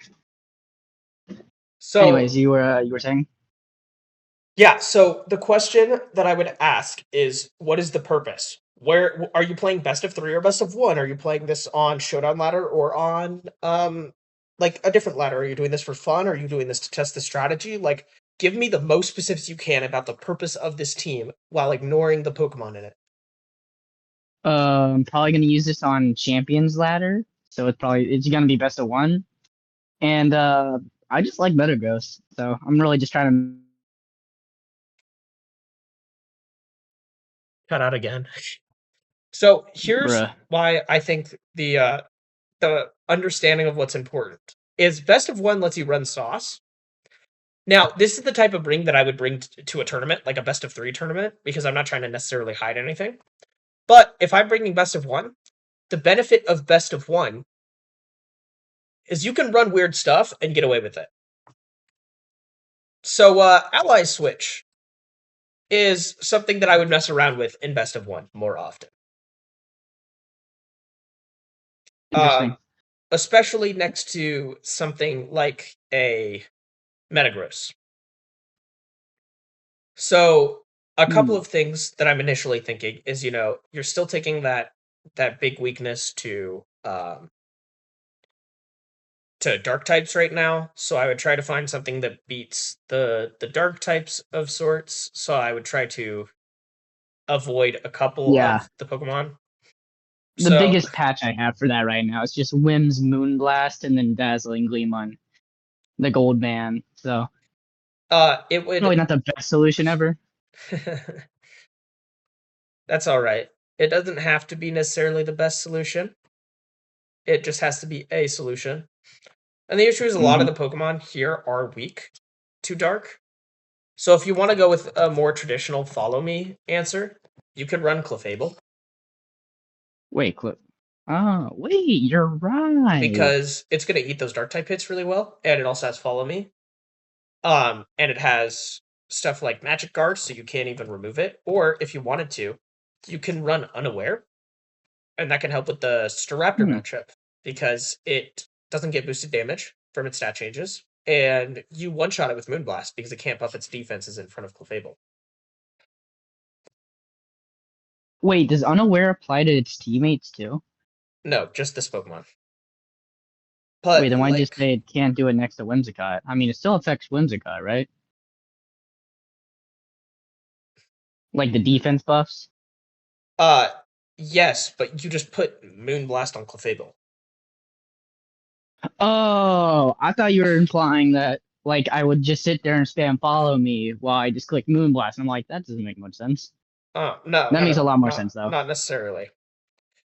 Or like another Hmm. option given by Bober is Flame Body, Rage Powder, Volcarona can also be strong. Your body. I forgot Rage Powder. Vulcan learns Rage Powder. Yeah. So there are options. Hey, real quick, Clefable is a normal fairy type, right? Straight Fairy. Damn. So it doesn't get the Ghost Resist. If you want I would choose between the Dark and the Ghost and choose which one you think is going to be more influential against your team.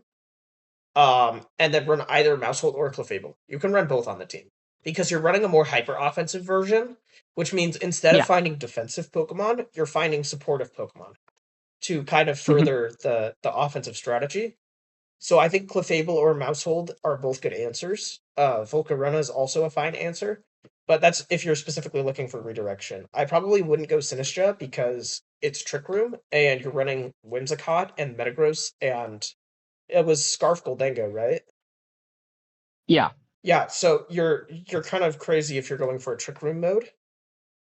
Oh no, Um, I'm not doing that for Trick Room. I'm doing that against Trick Room. So if like there's a guy trying to set up Trick Room in my face, I could just wait. Mousehole learns taunt, doesn't it? yeah, just go Mousehold with the taunt and feint, and then that's really strong into Trick Room teams because you can taunt that Now I user. feel silly because I forgot about that.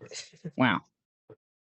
It's okay. Just keep asking why when you're doing stuff, unless you're building an Incineroar set that, like me, that you just like click buttons and pray to God it works. Why would I run Incineroar? I don't know.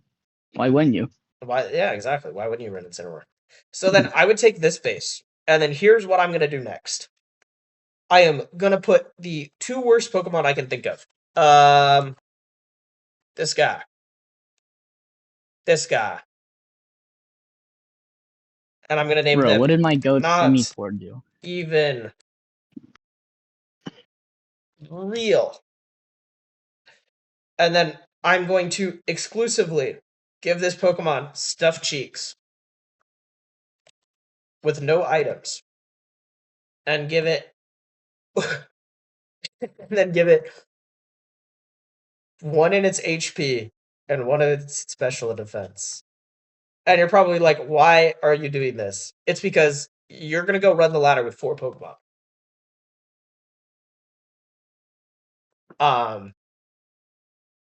Interesting. Because when you run it with 4 Pokemon, this is gonna really test how the team works and how the team functions. So I am gonna use my actual account and play an actual regulation MB game with this team, and it's gonna be just the 4 Pokemon. And you're gonna do That's this for a few crazy. games. So, ooh. And then you're just gonna see how the team works.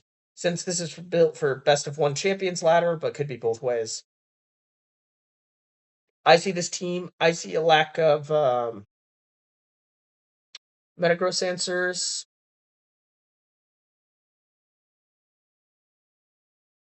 Oh yeah, this is a nice thing. This is a side profile. I have Calc Dex out. This takes my sets and compares them with average sets that we've seen in other things, and gives you damage calcs. It's not for doubles; it's for singles, but it can kind of function similarly because you can get a rough idea of how much damage you're doing. So I'm just gonna lead Metagross, to be honest, with Mousehold, just because it looks strong here, and then Hydreigon and Incineroar in the back, and just see what they do. Galgi, can't really touch Metagross. I don't have a way to touch Corviknight with Metagross, so what I can do is I can pivot here, and then if he's going to go for Tailwind, but maybe not, so maybe we can get away with the Super Fang on this Corviknight for some chip damage.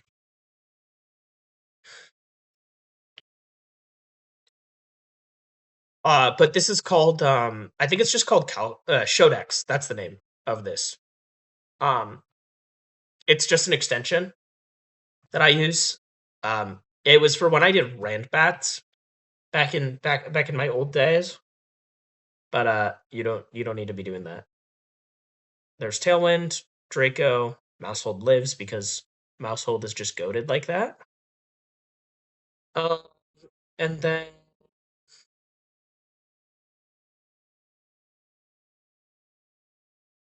we're gonna go Flare Blitz into this Pokemon. And we're gonna pivot back into Metagross.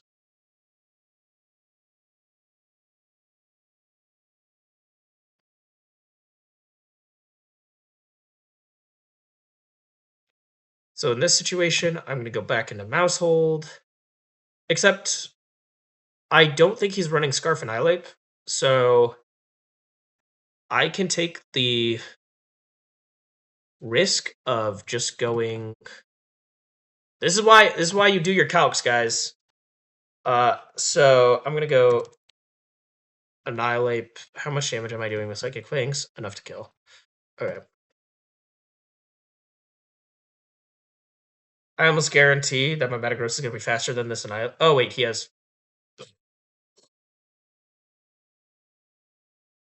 Okay, so don't do what I just did. Don't do what I just did. Don't listen to me. Bro. I forgot they had Tailwind up.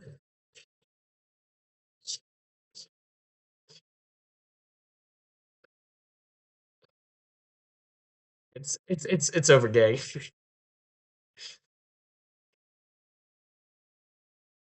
So this is a good example of what not to do. A really good example of what not to do. So to be honest, I'm just gonna forfeit here. Game two. You didn't see that. What I should have I was done. away for like 2 seconds, so I did in fact not see that. What exactly went wrong? He had Tailwind up, and I'm just dumb. When I could have just protected Metagross and switched in Mouse Hold and then followed me, and then guaranteed that I wasn't going to get hit by Rage Fist, I didn't see that either. which was initially my thought process. But you know. Okay, so into this team, I honestly didn't see him do that either. So I'm gonna just go. I'm gonna go interesting. Incineroar, and I'm gonna go Hydreigon lead, and we're gonna bring Metagross Mouse Hold in the back. Timer.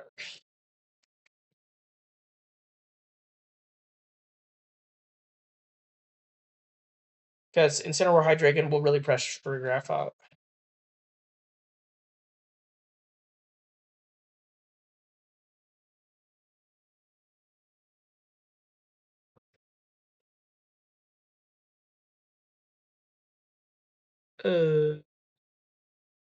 He's gonna fake me out. That's really annoying.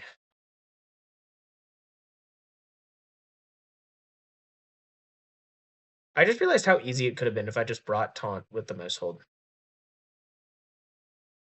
Oh well, oopsie daisy. Uh, does he get a boost? No. So he's just doing things. Why? Why would he do that? If you couldn't tell, I have no clue what's going on here. He has me lost in the sauce. Maybe I'll go Metagross here.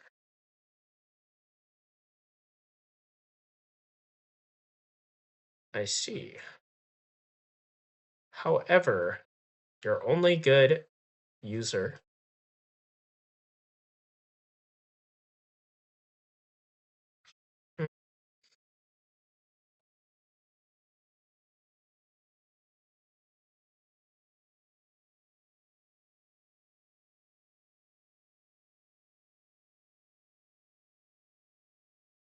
gonna do this.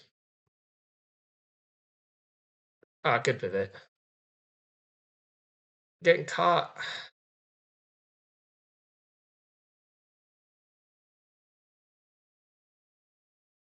You know, it's really funny because my screen froze for a sec there. So the moment he pivoted to Incineroar, it just cut to Trick Room Game. I didn't even see the animation. It just popped on my screen. Thought that was pretty funny. I think he's gonna go. I think he's gonna go for a graph into the Incineroar slot. And fake out coming out. So I'm just gonna Flare Blitz Crab. Yep. Huh? Calculated. Calculated. Wait, how'd you read that? Just curious. No. This was not a rule.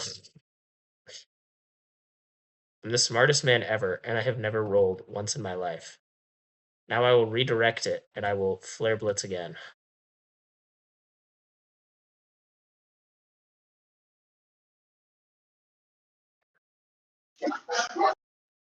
My dog. Oh my god. And he die.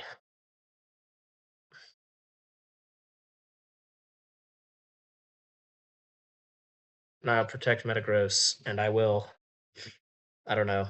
I guess I'll Dark Pulse. Helping Hand Incin? Wow. You know what? Why didn't I know that? I'm sorry. That's yeah. How did I not calculate for that? So, if you couldn't tell, you don't always win the game when you play with this team. When you only have 4 Pokemon. But it's important to understand what's going on and what's going wrong. So, kind of the first thing that I'm noting in these cases is that I just don't have any speed control on this team. Like, at all. And that, is an issue. Perchance. Uh, we're just gonna go like this.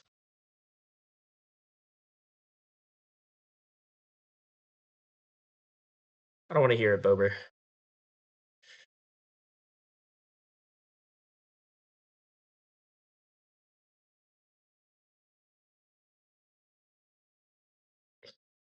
Apparently they respect the monkeys. Little do they know, there's 0 chance the monkeys come.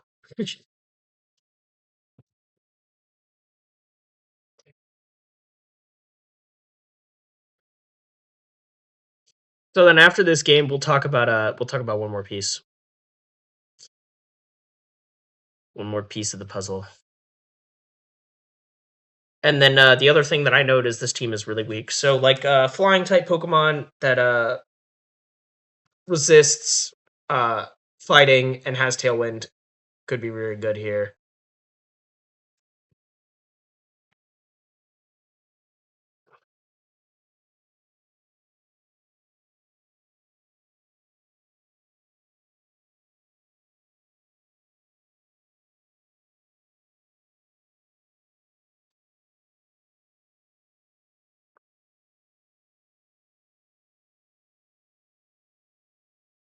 Because I just have no switch in for this Sneasler, which is going to inevitably click close combat into Incineroar's face. So that's an example of like a clear team issue. But I know that Incineroar always takes the hit, according to my calculator. I actually did not realize that he actually lives that. Oh my god, this Pokemon is so good. Holly goated. This Pokemon is stupid.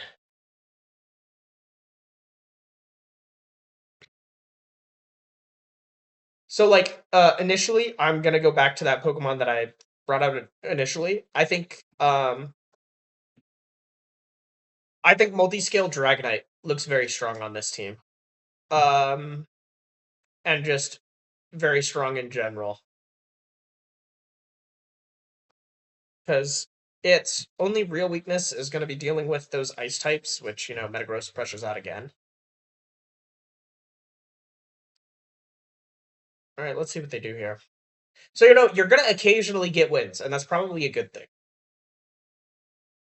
But, we'll talk about them another day. So here's where Mousehold takes a huge advantage. I think this Frostlass is going to protect, and that it's... Actually, why do I care? What does he even do?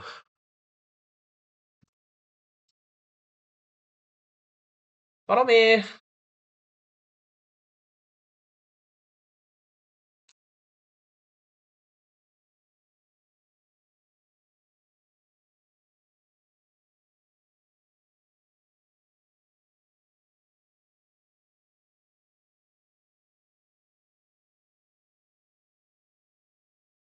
Tis not a pickle. Tis completely intentional. And also, the lack of protect on this team is also a big issue. So, save me. Nice protect, buddy. Nice protect, buddy.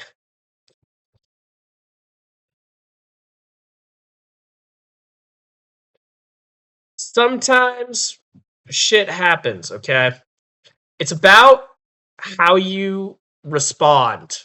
There's a chance that this is just Dragon Claw, so we always do the safe thing, because if this is, like, anything that isn't... You know what? I deserve that.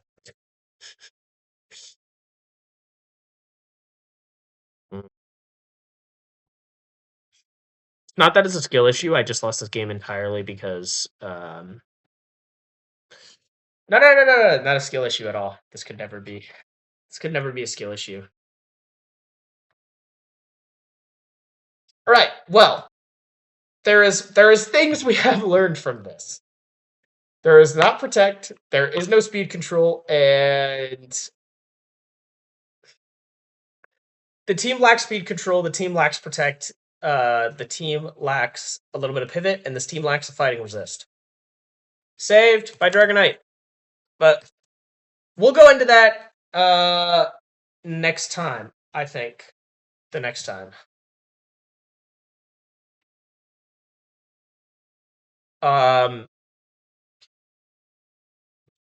So it looked bad, okay? But that's good. It gives you ideas for what you could use in place for a lot of different things. You could run, like, in that case, Dragonite looks strong, or some other things. You could look at another fake out user, a secondary mega into certain struggles. But it's important that you understand that. So I'm going to talk about kind of one last thing with this.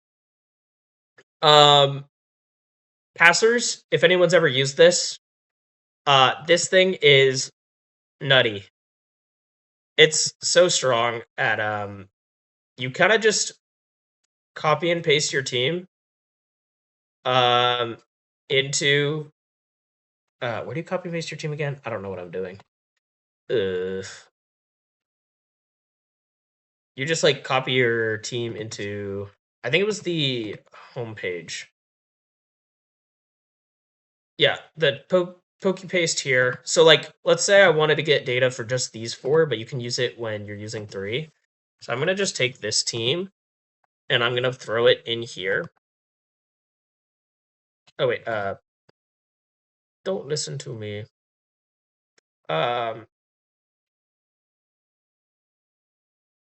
So I'm gonna take the Poke paste of this team. I'm gonna copy it and I'm gonna throw it into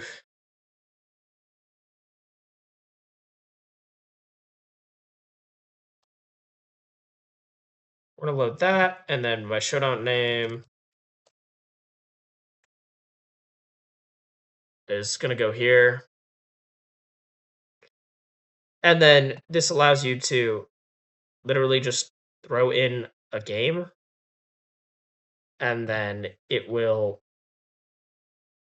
do the things that you want it to do, which is like, what does that even mean? So this is built for best of 3, but I closed out of it.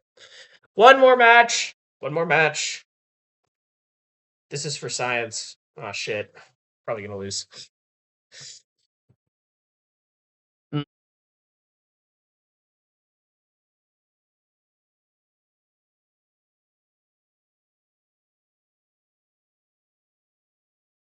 You pinning the PowerPoint or posting it somewhere so we can refer to it? Yeah. I can do that.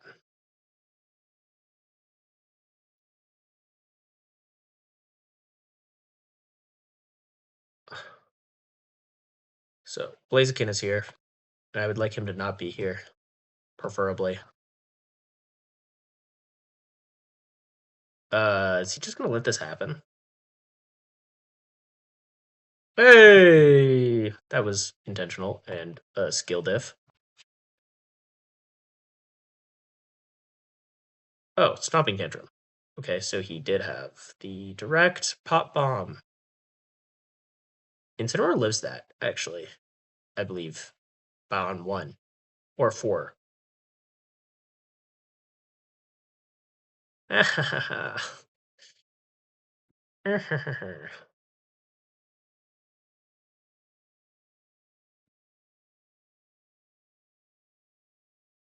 gonna read the switch here on the Garchomp. And I'm going to Super Fang here. Oh, they protect. Okay, good on them. That's a good pivot. But none of these Pokemon can do anything to Metagross, so I can just do that again, and then I can taunt Grimmsnarl on an incoming light screen. Mousehold eats another hit.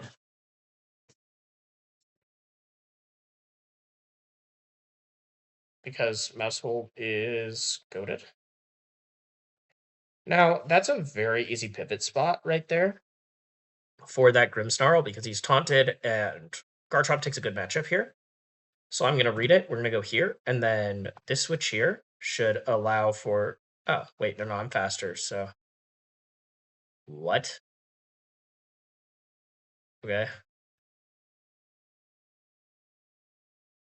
Whatever floats your boat, bro. Uh, okay. And he forfeits. That's a win. Yes. Yes. I am just so skilled at this game. So, I'm pasting my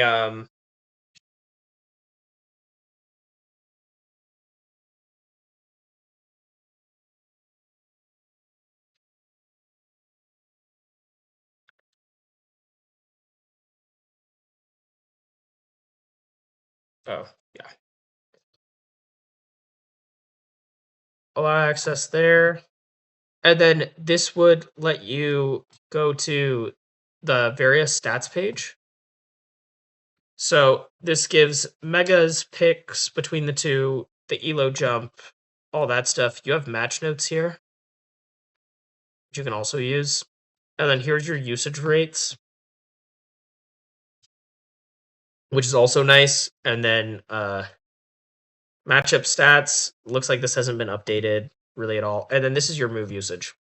All of this is like super nice to, utilize. So use this. It's really good for testing. It's really good for testing. So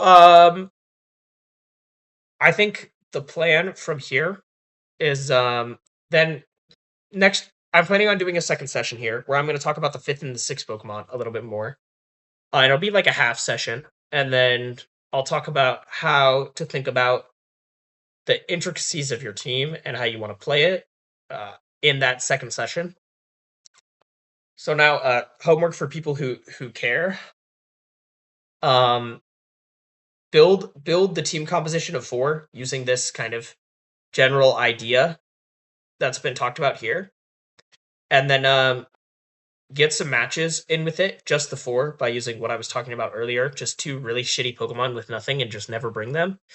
And then go here, note your weaknesses, stuff that you can help do. And if you have any questions, I'm totally here to help. Send like a comment or whatever, or send me something, or a various amount of things. You can ask questions about this team building and how I think about it, and I'll try to help best I can. Um, and then we'll come back. We'll talk about Pokemon 5 and 6, and then we'll talk about competitive play, I guess. Do you have links of all of those websites in this little PowerPoint? I don't have links for them, but I do have these tools wanted, and I have listed the names of them, and you can just look them up by the names that I've listed. Oh, no, that's just as good. Yep. So that'll link all the resources, and then I listed. So it's just called Passers. Look this up. It's 7.0. So that's what I've used here. And you don't have to use Stat Crusher because it's only for MA right now. But Pikalytics and Limitless is great. Pikalytics is good for raw data. Limitless is good for ideas or like specified data or match trends.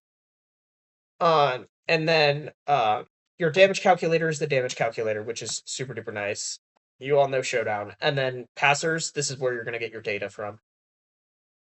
And then after you get I recommend 10 games or more with your team just as these 4.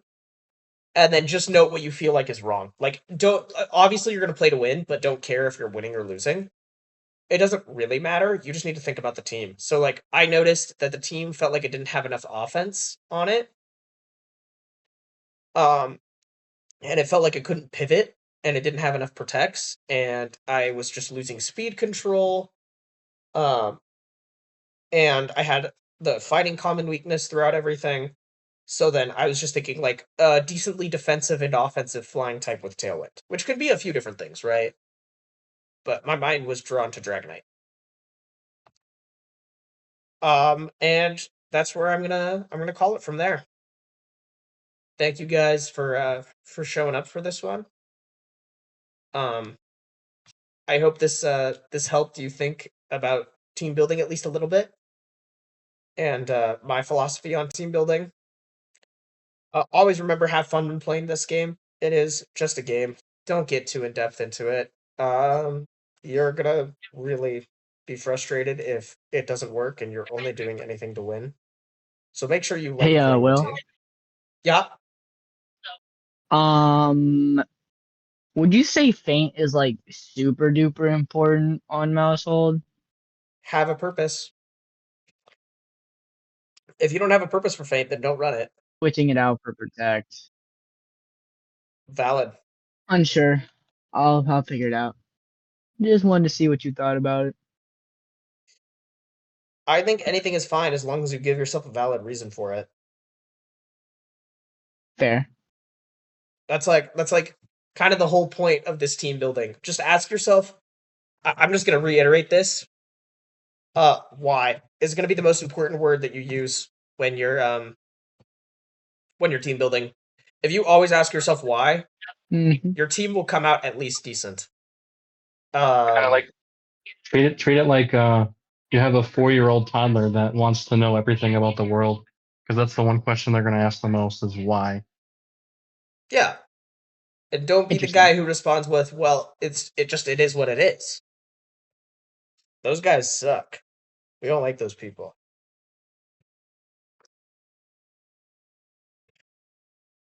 We don't like those people. But we like people who actually give an answer. So I'm gonna call it there. I'm gonna stay on call with you guys if you want help with team building anything and doing the homework a little bit. Or if you want, I can give you guys a second example with either the anti-meta or the fun for like Bober and stuff. I know he was asking for that. But for my actual recording, I'm gonna call it there because it's already like 2 hours long. All right. Thank you guys for watching. I hope this helped. And if you have any questions, let me know. And part 2 will maybe be out soon, potentially. I'll think about it. Bye bye.